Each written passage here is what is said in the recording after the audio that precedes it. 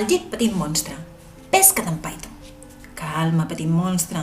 Mira que el papa s'enfadarà. Que ho entens? No.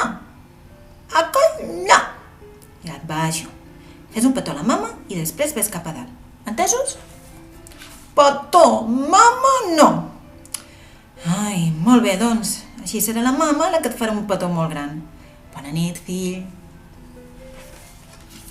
Quan un se'n va a dormir, ha de fer un petó als altres. No! T'aviso, petit monstre. No tornis a baixar.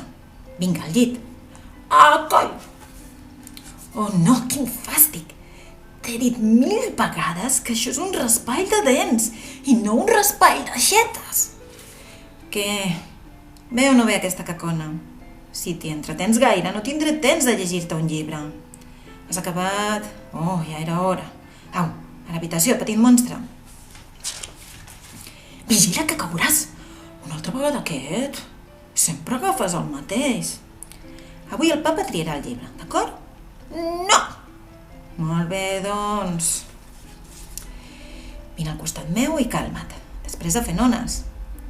Una tarda, en Max es va posar el seu vestit de llop i va fer una bestiosa i després una altra. I conte acabat. Vinga, al llit, petit monstre. Ah, no, això sí que no. M'enfadaré. El llit és per dormir-hi i no per ballar-hi la samba. Tinc set. Una altra manera d'anar fent temps. Ja has begut prou. Tinc una set que em moro.